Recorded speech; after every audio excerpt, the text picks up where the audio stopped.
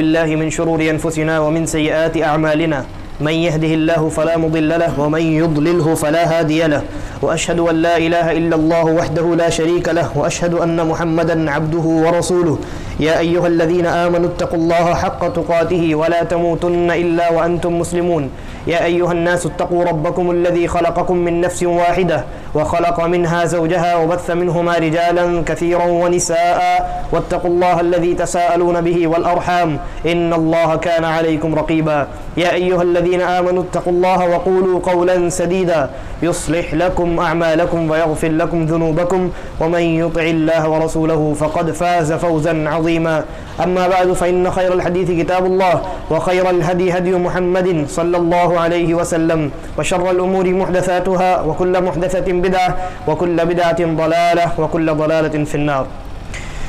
حاضرین جمعہ، آج کے جمعے کے خطبے میں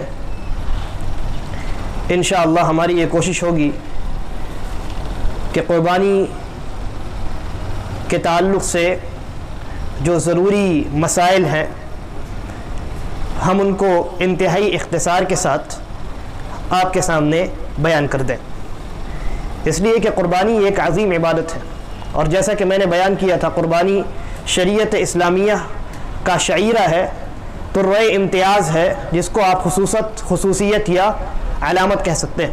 تو اتنی عظیم عبادت کو کرنے سے پہلے انسان پر واجب ہے کہ وہ اس عبادت کے تعلق سے شریعت کی جانب سے جو رہنمائی ہمارے اور آپ کے لیے پیش کی گئی ہے اس کو کم از کم اس کی بنیادی باتوں کو ضرور جان لیں. لہذا آج کے خطبے میں ہم قربانی کے ضروری اور بنیادی مسائل پر انشاءاللہ گفتگو کریں گے. تو بغیر کسی تمہید کے میں اس کے مسائل کو بیان کرنا آپ کے سامنے شروع کرتا ہوں. پچھلے خطبے میں یہ آپ کو بتایا گیا کہ جو مضحی ہے، جو قربانی کرنے کا ارادہ رکھتا ہے، اس کے لیے عشرہ ذی الحجہ کی جیسی ابتدا ہو، جیسے ہی ذی الحجہ کا چاند نکلے اس وقت سے لے کر جب تک وہ قربانی نہیں کرتا اس کے لیے بال کاٹنا، ناخون تراشنا یا جسم کے جلد یعنی چمڑوں میں سے کچھ بھی کاٹ چھانٹ کرنا منع ہے، حرام ہے. بعض لوگوں نے یہ سوال کیا کہ قربانی جب ہم کر لیں تو کیا بال منڈوائیں گے؟ تو جواب یہ ہے کہ بال منڈوانے کا تعلق قربانی سے نہیں ہے. بال منڈوانے کا تعلق قربانی سے یا قربانی کرنے والے سے نہیں ہے. بال منڈوانے کی کوئی شرعی حیثیت نہیں ہے. بال منڈوانے کا جو مسئلہ ہے وہ حجاج اور معتمرین کے لیے، جو معتمرین ہوتے ہیں عمرہ کرنے کے لیے جاتے ہیں، یا جو حجاج ہوتے ہیں، حاجی ہوتے ہیں، حج کرنے کے لیے جاتے ہیں، تو باضابطہ ان کے یہاں قربانی کے بعد سر کو منڈوانا ایک واجب ہے. تو وہ حج اور عمرے کے ساتھ خاص ہے. یہ جو قربانی ہم اور آپ اپنے ملک میں شہر میں رہ کر کے کرتے ہیں اس سے سر منڈوانے کا کوئی تعلق نہیں ہے. اسی طریقے پر قربانی کیا ہے؟ تو اس سلسلے میں علماء کے دو اقوال ہیں. جمہور علماء امت کا یہ موقف ہے کہ قربانی سنت ہے، اور سنت مؤکدہ ہے، تاکیدی سنت ہے. نبی اکرم صلی اللہ علیہ وسلم نے اس سنت کو کبھی ترک نہیں کیا. اور بعض علماء دوسری طرف گئے ہیں اور ان کا کہنا ہے کہ قربانی سنت نہیں بلکہ واجب ہے، اور یہ قول بھی قوی ہے، لیکن جو زیادہ اقرب الی الصواب بات معلوم ہوتی ہے وہ یہ ہے کہ قربانی سنت مؤکدہ ہے. لہذا بغیر شرعی عذر کے انسان کو چاہیے کہ وہ قربانی کو ہرگز ترک نہ کرے. اسی طریقے پر قربانی کے ایام کون کون سے؟ تو اس کا جواب یہ ہے کہ قربانی کی جو ابتدا ہوگی وہ 10ویں ذی الحجہ سے ہوگی، جس کو یوم النحر کہا جاتا ہے، اور جو اللہ رب العالمین کو بہت زیادہ پسند ہے.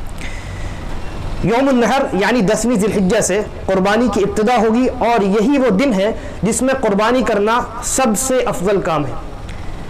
پھر اس کے بعد 11 تاریخ، 12 تاریخ اور 13ویں تاریخ کے شام تک، یعنی مغرب کے وقت کے شروع ہونے سے پہلے تک، غروب آفتاب کے سن سیٹ کے پہلے تک قربانی کا وقت باقی رہتا ہے.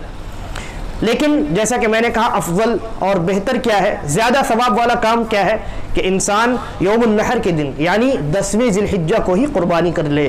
لیکن اگر وہ کسی وجہ سے ڈیلے کرنا چاہے تو اس کے لیے 3 دن کی رخصت ہے. وہ ان 3 دنوں میں جب چاہے، ان کے دنوں میں اور ان کی راتوں میں جب چاہے وہ قربانی کر سکتا ہے. رات میں قربانی کرنا منع نہیں ہے، شریعت نے اس سے روکا نہیں. اسی طریقے پر قربانی میں جن جانوروں کا انتخاب کریں تو شریعت نے ان جانوروں کو متعین کر دیا ہے. ہر وہ جانور جو حلال ہے وہ قربانی میں ذبح نہیں کیا جا سکتا. مثال کے طور پہ مرغی حلال ہے, کیا اس کو قربانی میں ذبح کر سکتے ہیں؟ نہیں کر سکتے. تو قربانی کے لیے حلال جانوروں میں سے اللہ رب العالمین نے بعض جانوروں کو متعین کر دیا ہے جن کو بہیمۃ الانعام کہتے ہیں. کیا کہتے ہیں؟ بہیمۃ الانعام. اور وہ 8 جانور ہیں, یا آپ کہہ سکتے ہیں جانوروں کی 4 قسمیں ہیں اور ہر قسم کی مذکر اور مؤنث اس میں شامل ہے. سب سے پہلے ہے بکری. بکری میں اس کے مذکر اور مؤنث یعنی بکری اور خصی یا بکری اور بکرا شامل ہے. اسی طریقے پر گائے, اسی طریقے پر گائے میں بیل بھی شامل ہے. اسی طریقے پر اونٹ میں اونٹنی بھی شامل ہے, اور بھیڑ اس کا جو مؤنث ہے وہ بھی شامل. تو یہ 4 قسم کے جانور ہیں اور ہر قسم میں اس کے مذکر اور مؤنث کو آپ شمار کر لیجئے تو اس طریقے پر کل کتنے بن جاتے ہیں؟ 8 جانور بن جاتے ہیں.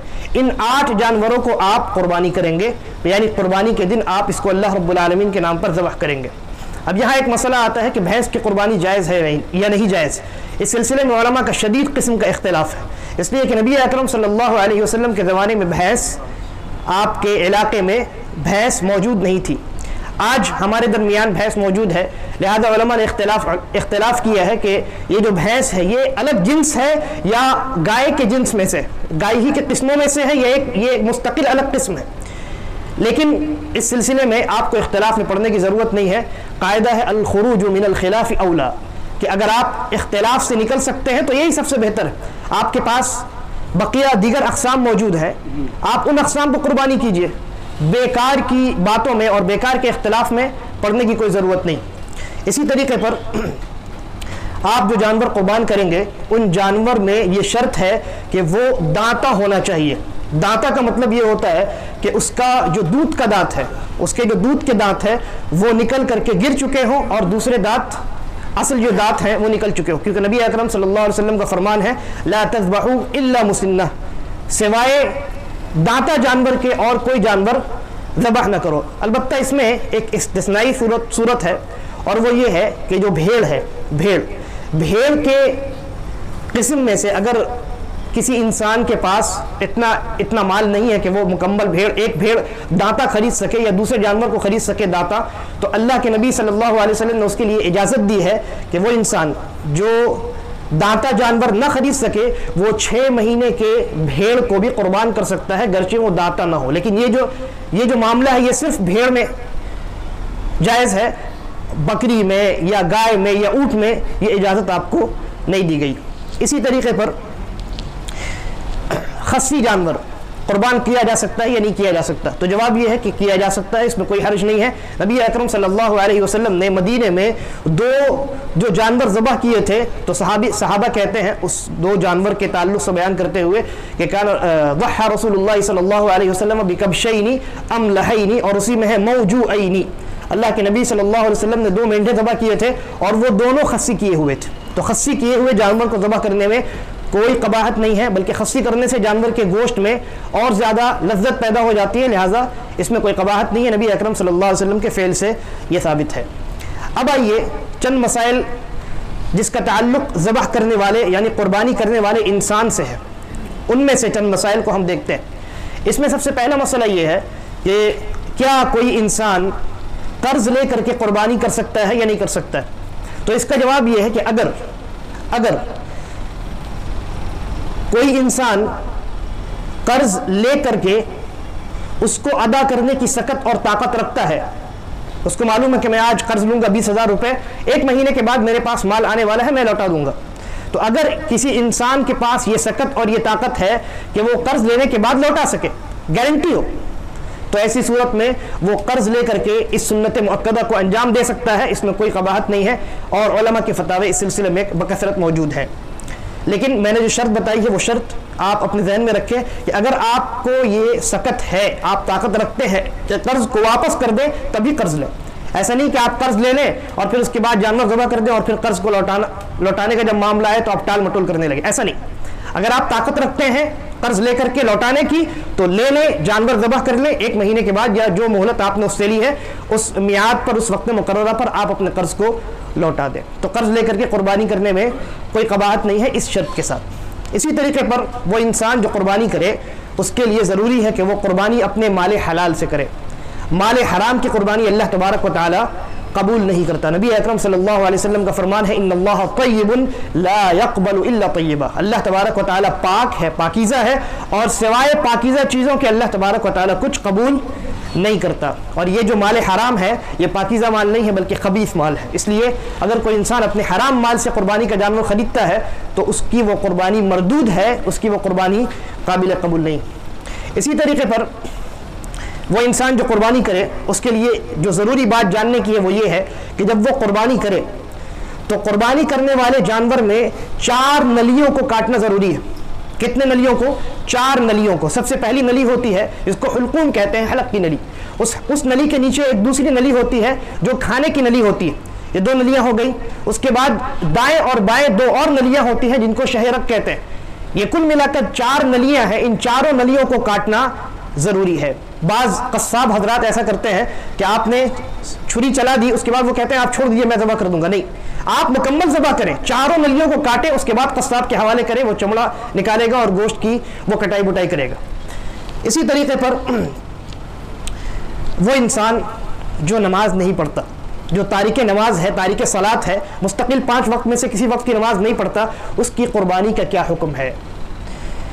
تو اس سلسلے میں بنیادی بات یاد رکھیے، جو لاجیکل بات ہے، بہت عام سی بات ہے کہ یہ جو نماز ہے، نماز شریعت اسلامیہ کے بنیادوں میں سے ایک بنیاد ہے، اس کے 5 پلرز میں سے ایک پلر ہے۔ قربانی اسلام کی بنیادوں میں سے بنیاد نہیں ہے، جبکہ نماز اسلام کی 5 بنیادوں میں سے ایک بنیاد ہے، 5 پلرز میں سے ایک پلر ہے۔ اگر آپ پلر کو ہٹا کر کے بنیاد کمزور کر کے اس کے اوپر عمارت تعمیر کریں گے، وہ عمارت بچے گی؟ کبھی نہ کبھی گر جائے گی، اس عمارت کی کوئی گارنٹی نہیں۔ اس بات کی ضرور گارنٹی دی جا سکتی ہے کہ وہ عمارت ایک نہ ایک دن گرے گی۔ لہذا وہ لوگ جو نماز چھوڑ کر کے قربانی کو ترجیح دیتے ہیں وہ اپنے نماز کا، اپنے ایمان کا اور اپنی قربانی کا جائزہ لے لیں۔ اسی طریقے پر بعض مسائل وہ ہیں جن کا تعلق قربانی میں ذبح کی جانے والی یا کیے جانے والے جانور سے۔ ان مسائل میں سے سب سے پہلا مسئلہ یہ ہے کہ قربانی کا جانور جو آپ خریدیں گے تو کوشش یہ کریں کہ وہ قربانی کا جانور جو ہو وہ خوبصورت ہو، اور بہتر یہ ہے کہ آپ چتکبرا جانور تلاش کریں۔ چتکبرا کہتے ہیں ایسا جانور جو سادہ ہو، اس میں کالے کالے ڈاٹس ہوں، یا مکمل کالا جانور ہو اس میں وائٹ ڈاٹس ہوں، تو وہ دیکھنے میں خوبصورت ہوتا ہے، اس کو عربی میں املح کہتے ہیں۔ نبی اکرم صلی اللہ علیہ وسلم کے تعلق سے صحابہ نے بیان کیا کہ اللہ کے نبی صلی اللہ علیہ وسلم نے جو 2 مینڈھے ذبح کیے تھے املحینی، وہ دونوں کے دونوں مینڈھے چتکبرے تھے۔ تو خوبصورت جانور آپ قربانی کے لیے تلاش کریں۔ پھر اس کے بعد دوسری سنت یہ ہے کہ قربانی کے جانور کو آپ تھوڑا پہلے خریدیں۔ کل قربانی ہے، آج ہی خریدیں گے تو آپ کو وقت نہیں ملے گا، بلکہ 1 ہفتہ پہلے، 1.5 ہفتہ پہلے قربانی کے جانور کو خریدیں۔ یہ سنت ہے، مستحب ہے، اور پھر اس کو کھلا پلا کر موٹا کریں۔ صحابہ کہتے ہیں کہ کننا نسمن الاضحیہ بالمدینہ، کہ ہم جب مدینے میں قربانی کیا کرتے تھے تو قربانی کے جانور کو ہم کھلا پلا کر موٹا تازہ کیا کرتے تھے۔ وکان المسلمون یسمنون، اور اسی طریقے پر جو بقیہ مسلمان تھے مدینے میں وہ بھی قربانی کے جانور کو پہلے خریدتے اور اس کو کھلا پلا کر موٹا تازہ کرتے، پھر اس کے بعد اس کی قربانی کیا کرتے تھے۔ تو بہتر اور افضل یہ ہے کہ آپ قربانی کو پہلے خریدیں اور جانور کو، اور پھر اس کے بعد اس کی خدمت کریں، اس کو کھلائے پلائے موٹا تازہ کریں، پھر اس کے بعد اللہ رب العالمین کی تقرب کی نیت سے اللہ رب العالمین کے نام پر اس قربانی کو ذبح کریں۔ اسی طریقے پر قربانی کے جانور کے لیے ضروری ہے کہ وہ جانور جب آپ خریدنے جائیں تو اس وقت دیکھ لیں کہ وہ جانور 4 عیوب سے پاک ہے یا نہیں۔ 4 ایسی خرابیاں ہیں، اگر وہ موجود ہوں گی جانور میں خریدنے کے وقت تو ایسی صورت میں آپ کی وہ قربانی نہیں ہوگی، قربانی قبول نہیں ہوگی۔ وہ 4 عیوب یا خامیاں کون کون سی ہے؟ سب سے پہلی خامی ہے جانور کا اس قدر کانا ہونا کہ اس کا کانا پن بالکل ظاہر ہو۔ اسی طریقے پر دوسری جو خرابی ہے وہ یہ ہے کہ جانور کا اس قدر مریض ہونا کہ اس کا مرض، اس کی بیماری بالکل ظاہر ہو۔ تیسری خرابی یہ ہے کہ جانور کا لنگڑا ہونا، جس کا لنگڑا پن بالکل ظاہر ہو۔ اور چوتھی خرابی یہ ہے کہ جانور کا اتنا لاغر ہونا کہ اس میں گوشت کی امید نہ کی جا سکے، بالکل واضح ہو کہ یہ بالکل لاغر قسم کا جانور ہے، گوشت پوشت نہیں ہے، صرف ہڈی۔ تو ان 4 عیوب سے جانور کا خالی ہونا اور پاک ہونا ضروری ہے۔ کب؟ جب آپ جانور کو قربانی کے لیے متعین کریں اس وقت، اور متعین آدمی کب کرتا ہے؟ جب جانور ہمارے یہاں شہر میں خریدنے کے لیے جاتا ہے۔ تو قربانی کے جانور کو متعین کرنے سے پہلے آپ لازماً یہ دیکھ لیں کہ قربانی کے اس جانور کے اندر یہ 4 عیوب کہیں موجود تو نہیں ہے۔ اگر کسی نے قربانی کا جانور خرید لیا، اس وقت نہیں دیکھا، بعد میں معلوم ہو کہ اس قربانی کے جانور کے اندر ان 4 میں سے کوئی ایک خرابی ہے، یا تو ایسا کانا ہے کہ اس کا کانا پن بالکل ظاہر ہے، اگر ہلکا پھلکا ہے تو چلے گا، یا ایسا لنگڑا ہے کہ اس کا لنگڑا پن بالکل ظاہر ہے، ہلکا پھلکا ہے تو چلے گا، یا اتنا مریض ہے کہ اس کا مرض بالکل ظاہر ہو، ہلکی اگر بخار آ گئی کسی جانور کو یا سردی ہے تو اس سے کوئی قباحت نہیں، یا اسی طریقے پر جانور اتنا لاغر ہو کہ اس میں گوشت پوشت کی کوئی امید نہ کی جا سکے، اگر اس انسان نے خریدتے وقت نہیں دیکھا، بعد میں اس کو معلوم ہوا، بعد میں اس نے دھیان دیا، تو ایسی صورت میں اس کی قربانی نہیں ہوگی، اس لیے کہ وہ جو عیب ہے وہ جانور کے قربانی کے لیے متعین کرنے سے پہلے موجود تھا۔ اس لیے آپ پر واجب تھا کہ جب آپ قربانی کے جانور کو متعین کریں تو ایسی صورت میں ان 4 عیوب کو ضرور دیکھ لیں۔ ہاں، اگر آپ نے جانور خرید لیا، متعین کر دیا کہ یہ جانور قربانی کا ہے، لے کر کے آپ راستے میں آ رہے ہیں، حادثاتی طور پہ ایک ایکسیڈنٹ ہو گیا، یا آپ نے اپنے گھر پہ جانور کو باندھ کے رکھا ہے، وہاں وہ جانور بیمار پڑ گئی، پہلے سے نہیں، متعین کرنے کے بعد اگر جانور کے اندر ان 4 عیوب میں سے کوئی عیب پیدا ہو گیا ہو اور اس عیب کے پیدا ہونے میں آپ کی لاپرواہی شامل نہ ہو، آپ کی لاپرواہی شامل نہ ہو، اگر آپ کی لاپرواہی شامل ہے، آپ کی لاپرواہی کی وجہ سے اس جانور میں ان 4 عیوب میں سے کوئی عیب پیدا ہو گیا ہے تو آپ ضامن ہیں، آپ ذمہ دار ہیں اس کے، آپ کو دوسرا جانور خرید کر لانا پڑے گا۔ لیکن خود بخود اگر کسی جانور میں یا حادثاتی طور پہ آپ نے کوئی لاپرواہی نہیں کی، ان 4 عیوب میں سے کوئی عیب اس جانور میں پیدا ہو جاتا ہے، کب آپ نے متعین کر لیا اس کے بعد، پہلے سے موجود نہ ہو، بعد میں اگر پیدا ہو جاتا ہے تو انشاءاللہ کوئی قباحت نہیں ہے، وہ قربانی آپ کی جائز ہے، اللہ کے نام پر آپ اس قربانی کو یوم النحر کے دن ذبح کر سکتے ہیں۔ اسی طریقے پر قربانی کے تعلق سے میں نے جانور کے تعلق سے بتلایا کہ یہ 4 عیوب ہیں، اگر ان میں سے کوئی ایک عیب بھی موجود ہوگا تو قربانی درست نہیں ہوگی اور اس کی تفصیل میں نے بیان کر دی۔ اسی طریقے پر انسان جب قربانی کا جانور خریدنے جائے تو کان اور سینگ کو بھی تلاش کرے، یعنی اس کو دیکھ داغ کے دیکھ بھال کے لے۔ کان میں بہت سارے لوگ نشان ڈالنے کے لیے سوراخ کر دیتے ہیں، اسٹیمپ لگا دیتے ہیں، یعنی کان میں سوراخ کر دیتے ہیں، یا اس کے سینگ کو توڑ دیتے ہیں۔ تو کوشش انسان یہ کرے کہ ایسا جانور تلاش کرے جو ان تمام عیوب سے پاک ہو، اس کے کان بھی درست ہو اور اس کی دونوں سینگ بھی صحیح سالم ہو، اس میں کوئی چھیڑ چھاڑ نہ کی گئی ہو۔ البتہ اگر کسی نے ویسا جانور خرید لیا ہے تو وہ قربانی کر سکتا ہے، اس کی قربانی ہو جائے گی، لیکن اولا اور بہتر یہ ہے کہ ہم جب قربانی کا جانور خریدنے جائیں تو ان 4 عیوب کو بھی دیکھیں، کان کو بھی دیکھیں اور سینگوں کو بھی دیکھیں، تاکہ ہماری قربانی صحیح سالم ہو اور اللہ رب العالمین کے ہاں قابل قبول ہو سکے۔ اسی طریقے پر بعض مسائل ذبح کے ہیں۔ انسان جب قربانی کے جانور کو ذبح کرے تو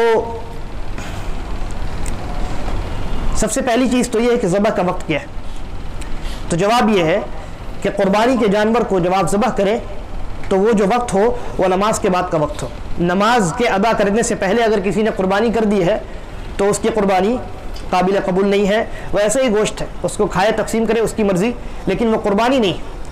تو قربانی کا جو وقت ہے وہ وقت کب ہے؟ عید الاضحیٰ کے نماز کے پڑھنے کے بعد، اس سے پہلے قربانی نہیں ہو سکتی۔ اسی طریقے پر بہتر اور افضل یہ ہے کہ جو انسان قربانی کر رہا ہو وہ انسان خود اپنے ہاتھ سے ذبح کرے۔ بہتر کیا ہے کہ انسان خود اپنے ہاتھ سے ذبح کرے، اور اگر کوئی عورت ذبح کرنا چاہے تو یہ بھی جائز، اس میں بھی کوئی قباحت نہیں۔ گھر کی خواتین اگر ذبح کرنا چاہیں یا کوئی مرد چاہے کہ میری اہلیہ، میری بیٹی یا میری والدہ ذبح کریں، کوئی قباحت نہیں ہے۔ بلکہ ابو موسیٰ الاشعری رضی اللہ عنہ جب جانور ذبح کیا کرتے تو اپنی بیٹیوں کو کہا کرتے تھے کہ آؤ تم ذبح کرو، تاکہ ان کے اندر ہمت پیدا ہو۔ اور نبی اکرم صلی اللہ علیہ وسلم نے حضرت فاطمہ رضی اللہ عنہ کو قربانی کے وقت موجود رہنے کو کہا تھا۔ تو اگر کوئی عورت قربان کرنا چاہے کوئی قباحت نہیں ہے، عورت کی قربانی جائز ہے اور اس میں کوئی کراہت نہیں، اور اگر ذبح نہ کرے تو کم از کم جب ذبح قربانی کے جانور کو کیا جائے تو گھر کی خواتین کو چاہیے کہ وہ وہاں پہ موجود رہیں، یہ ان کے لیے بہتر ہے۔ اسی طریقے پر جب قربانی کے جانور کو ذبح کیا جائے تو کیا پڑھا جائے؟ یاد رکھیے قربانی کے جانور کو ذبح کرے یا دنیا کے کسی بھی جانور کو ذبح کرے، بسم اللہ کہنا واجب ہے۔ اگر کسی نے بغیر بسم اللہ کے ذبح کر دیا ہے تو مسئلہ بہت خطرناک ہے، اس لیے بسم اللہ نہیں بھولنا چاہیے۔ قربانی کے جانور کو ذبح کرتے وقت آپ کو بسم اللہ بولنا ہی ہے، واجب ہے۔ اب بسم اللہ بولنے کے بعد کچھ اور الفاظ کا اضافہ اگر کوئی انسان کرنا چاہے تو وہ مستحب ہے، جائز ہے۔ اللہ کے نبی صلی اللہ علیہ وسلم سے بعض اس طرح کے الفاظ ثابت ہیں، جیسے وہ انسان کہے بسم اللہ اللہ اکبر، یا کوئی انسان کہے بسم اللہ اللہ اکبر اللہم تقبل ھذا عنی وعن اہل بیتی، یا کوئی انسان کسی اور کی جانب سے ذبح کر رہا ہے تو ایسا کہہ سکتا ہے بسم اللہ اللہ اکبر اللہم تقبل ھذا عن زید، اگر اس کا نام زید ہے تو، عمر اگر اس کا نام عمر ہے تو، واہل بیتہ۔ تو بسم اللہ اصل ہے، بسم اللہ اصل ہے، اس کے بعد کے الفاظ اگر آپ ادا کرتے ہیں تو کوئی حرج نہیں ہے، نہیں ادا کرتے ہیں کوئی حرج نہیں۔ اسی طریقے پر ایک حدیث کے اندر ایک دعا کا بھی ذکر ملتا ہے، سورۃ الانعام کی آیت ہے انی وجہت وجہی للذی فطر السماوات والارض حنیفا وما انا من المشرکین ان صلاتی ونسکی ومحیای ومماتی للہ رب العالمین لا شریک لہ وبذلک امرت وانا اول المسلمین۔ ٹھیک ہے، تو اس دعا کو بھی پڑھ سکتے ہیں، یہ اس کی سند بھی حسن ہے اور اس میں کوئی قباحت نہیں۔ اسی طریقے پر جب قربانی کے جانور کو آپ ذبح کریں تو ایسی صورت میں بہتر اور سنت یہ ہے کہ قربانی کے جانور کا جو رخ ہو وہ قبلے کی طرف ہو، یعنی قربانی کے جانور کو آپ اس کا سر نہیں بلکہ اس کو اس طریقے سے لٹائے، مان لیجئے یہ قربانی کا جانور ہے، یہ جانور ہے، یہ اس طرف اس کا سر ہے، اس طرف پیر ہے اور قبلہ اس طرف ہے، تو آپ اس طرح لٹائیں گے اور سر اس طرف کریں گے قبلے کی طرف، یعنی اس کا پیر بھی اور اس کا چہرہ بھی قربانی کے جانور کا دونوں کس طرف ہو جائے گا؟ قبلے کی طرف ہو جائے گا۔ اور پھر اس کے بعد آپ چاہے اس طرف کھڑے ہو جائیں، اس طرف کھڑے ہو تو زیادہ بہتر ہے، آپ کو آسانی ہوگی، پھر آپ ذبح کر دیں۔ ٹھیک ہے، یعنی میں جس طریقے پر کھڑا ہوں، قبلہ میرے پیچھے ہے، ذبح کرنے والا انسان ایسے ہی کھڑا ہوگا اور اپنے قربانی کے جانور کو سامنے رکھے گا اور قربانی کے جانور کو اس طریقے سے لٹا دے گا اور پھر اس کے سر کو پکڑ کر کے چھری چلائے گا، یعنی اس کے جانور کے جو پیر ہے وہ بھی قبلہ کی طرف اور اس کا سر جو ہے وہ بھی قبلہ کی طرف، اس طریقے سے ادھر سر کر کے جانور آپ کی لیٹی رہنی چاہیے یا لیٹے رہنا چاہیے۔ تو اس طریقے پر اگر کوئی انسان ذبح کرتا ہے تو یہ سب سے بہتر ہے اور افضل ہے۔ نبی اکرم صلی اللہ علیہ وسلم کا یہ عمل ثابت ہے کہ آپ نے ذبح کیا اور قربانی کے جانور کو قبلہ رخ کیا، تو یہ بہتر اور افضل ہے۔ اسی طریقے پر اگر کوئی جانور حاملہ ہے، کوئی گائے ہے مثال کے طور پہ اور اس کے پیٹ میں بچہ ہے، آپ نے قربانی کے جانور کو، اس گائے کو ذبح کیا اور ذبح کرنے کے بعد اس کے پیٹ میں سے بچہ نکل آیا اور وہ بچہ مردہ ہے مان لیجئے، تو اگر بچہ مردہ ہے تو کوئی قباحت نہیں، اس لیے کہ اس گائے کا ذبح کرنا اس گائے کے بچے کا ذبح کرنا ہے، حدیث ہے، دوبارہ آپ کو ذبح کرنے کی ضرورت نہیں ہے، وہ مر چکا ہے۔ آپ نے گائے ذبح کی، اس کے پیٹ سے اس کا بچہ نکلا مرا ہوا، وہ بچہ آپ کے لیے کھانا حلال ہے، اس لیے کہ آپ نے جو اس کی ماں کو ذبح کیا ہے وہ ذبح اس بچے کے لیے بھی ہو گئے۔ البتہ اگر بچہ جو ہے وہ زندہ نکلتا ہے تو پھر اس کو آپ ذبح کر لیں الگ سے، اس میں کوئی اشکال نہیں۔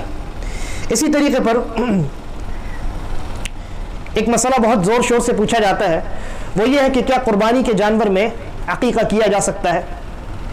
دیکھیے، میں ایک مسئلہ بیان کرنا بھول گیا۔ سب سے پہلے تو آپ یہ جان لیں کہ یہ جو 8 جانور ہیں، بکری، بھیڑ یا دمبا، اسی طریقے پر گائے اور اونٹ، ان کا مذکر اور مؤنث کل ملا کر کتنے ہو گئے؟ 8۔ تو ان جانوروں میں اشتراک کیا جا سکتا ہے، یعنی ان جانوروں میں ایک سے زائد افراد شامل ہو سکتے ہیں، لیکن جو چھوٹے جانور ہیں جیسے بکری خصی ہے، دمبا بھیڑ ہے، ان میں شراکت نہیں ہو سکتی۔ یہ ایک جانور مکمل ایک فیملی کی جانب سے قربان کیا جا سکتا ہے، لیکن اس جانور میں شراکت نہیں ہو سکتی، حصہ داری نہیں ہو سکتی۔ بات سمجھ میں آ رہی؟ چھوٹا جانور جو ہے، بکری ہے، خصی ہے، دمبا ہے، بھیڑ ہے، اس میں شراکت نہیں ہو سکتی۔ مان لیتے ہیں گھر میں ایک والد ہیں، اس کے 3 بیٹے ہیں، تینوں بیٹے کماتے ہیں اور ایک ہی چولہا ہے، ایک ہی گھر میں کھاتے پیتے ہیں۔ اب ایسی صورت میں قربانی کا دن آیا تو ان کے لیے جائز ہے کہ وہ سب پیسہ تینوں بھائی اپنے والد کو دے دیں عطیہ کے طور پہ، یہ کہیں کہ یہ آپ پیسہ لے لیجئے، پھر اس کے والد قربانی کا جانور خریدے، ایک چھوٹا مان لیتے ہیں انہوں نے بکری یا خصی خرید لی، اور اس خصی کو اپنے پورے گھر والے کی جانب سے وہ ذبح کریں، ان کے پورے گھر والے کی جانب سے قربانی ہو جائے گی۔ لیکن یہاں ایک بہت باریک نقطہ ہے جس میں لوگ غلطی کر جاتے ہیں، وہ یہ ہے کہ 3 بھائی ہیں، اب یہ 3 بھائی کیا کرتے ہیں، تینوں بھائی تھوڑا تھوڑا، مان لیجئے 20,000 کی خصی ہے تو تینوں بھائی، یا 18,000 کی خصی ہے تو تینوں بھائی 6,000 دیتے ہیں اور کہتے ہیں یہ میرا حصہ، یہ میرا حصہ، یہ میرا حصہ۔ غلط، چھوٹے جانور میں حصہ نہیں ہو سکتا۔ اس کی حلال یا جائز صورت کیا ہے، تینوں بھائی 6,000 والد کو دے اور کہیں کہ یہ آپ کے لیے ہے عطیہ کے طور پہ، پھر یعنی وہ مال اب والد کا ہو گیا، اب والد اس پیسے سے چھوٹا جانور خریدیں گے اور پورے اہل و عیال کی جانب سے قربان کریں گے تو جائز ہو جائے گا۔ تو یہ چھوٹے جانور کی بات ہو گئی۔ اب جو بڑا جانور ہے یعنی گائے اور اونٹ، تو ان دونوں میں 7 حصے ہوتے ہیں اور ہر ایک حصہ ایک بکری یا خصی کے برابر ہے، یعنی جس طریقے پر ایک بکری یا خصی ایک پورے گھرانے والے کی جانب سے کافی ہے، اسی طریقے پر گائے اور اونٹ میں سے ہر ایک حصہ ایک پورے گھرانے والے کی جانب سے کافی ہے۔ یہ جمہور علماء امت کا موقف ہے۔ اب آئیے عقیقے کے مسئلے کی طرف۔ کیا قربانی کے جانور میں عقیقہ کیا جا سکتا ہے؟ تو جواب یہ ہے کہ اگر آپ چھوٹے جانور میں عقیقہ کو شامل کرنا چاہیں تو ویسے بھی نہیں ہو سکتا، اس میں قربانی ہی میں حصہ داری نہیں ہو سکتی تو عقیقہ کہاں سے شامل ہوگا؟ تو چھوٹے جانور کو ہم ہٹا دیتے ہیں۔ اب بڑے جانور بچے ہیں، بکری، گائے اور اونٹ، ان دونوں میں 7 حصے ہوتے ہیں۔ بعض لوگ کیا کرتے ہیں 6 حصہ اپنے اہل و عیال کی جانب سے کرتے ہیں اور ایک حصے میں عقیقہ کر ڈالتے ہیں۔ غلط ہے، جائز نہیں، جائز نہیں، ہرگز جائز نہیں، اس لیے کہ عقیقہ جو ہے یہ در حقیقت ایک جان کا فدیہ ہے۔ اللہ کے نبی صلی اللہ علیہ وسلم نے ارشاد فرمایا کل غلام مرتہن بعقیقتہ، ہر بچہ جو پیدا ہوتا ہے وہ اپنے عقیقے کے بدلے کیا ہے، گروی ہے۔ مرتہن یعنی گروی رکھا ہوا ہے، جب تک آپ فدیہ نہیں ادا کریں گے تب تک وہ گروی چھوٹے گی نہیں۔ تو ایک جان کا بدلہ مکمل ایک جان ہونا چاہیے، اسی لیے اللہ کے نبی صلی اللہ علیہ وسلم نے عقیقے میں مکمل ایک جان کو قربان کیا ہے۔ اگر لڑکی ہے تو ایک جان یعنی ایک بکری یا ایک خصی یا ایک دمبا یا ایک بھیڑ، اور اگر لڑکا ہے تو 2، ٹھیک ہے۔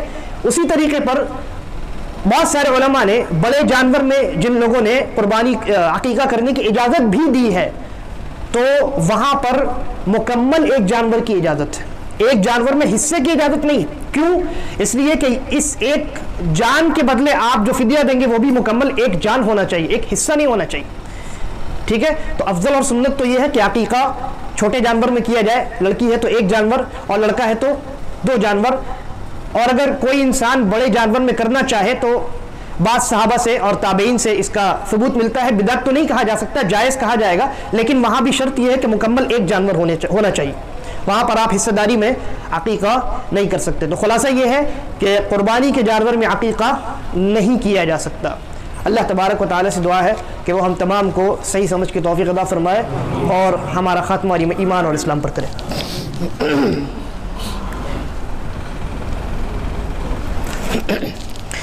إن الحمد لله نحمده ونستعينه ونستغفره ونعوذ بالله من شرور أنفسنا ومن سيئات أعمالنا من يهدي الله فلا مضل له ومن يضلله فلا هادي له وأشهد أن لا إله إلا الله وحده لا شريك له وأشهد أن محمدا عبده ورسوله۔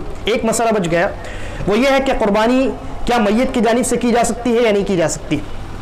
اس مسئلے میں تفصیل ہے۔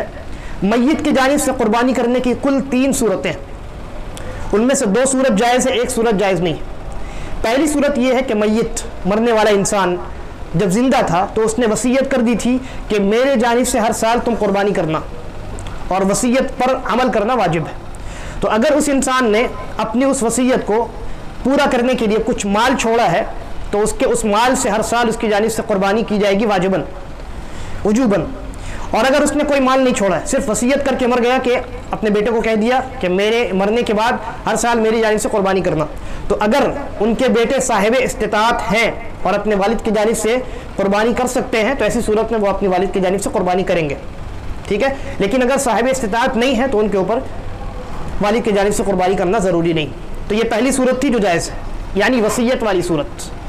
دوسری صورت ہے جائز ہونے کی، وہ یہ ہے کہ انسان جب جانور ذبح کرے چاہے وہ ایک حصہ ہو یا چھوٹے جانور میں ایک جانور ہو جس کو وہ اپنے اور اپنے گھرانے والوں کی جانب سے قربان کر رہا ہو، تو وہ جب نیت کرے کہ یہ جانور میرے اور میرے گھر والوں کی طرف سے ہے، تو گھر میں یعنی اہل و عیال میں جن لوگوں کا انتقال ہو چکا ہے ان کو بھی اپنی نیت میں شامل کر لے۔ مثال کے طور پہ کسی کے ہاں کسی کی دادی کا انتقال ہو چکا ہے، اب وہ اس سال قربانی کر رہا ہے، تو وہ قربانی میں کہے گا اللہم تقبل ھذا عنی وعن اہل بیتی، اے اللہ اس قربانی کو میرے اور میرے اہل و عیال کی جانب سے قبول فرما۔ تو اس کے اہل و عیال میں وہ اپنی نیت میں اس دادی کو بھی شامل کر لے جن کا انتقال ہو چکا ہے۔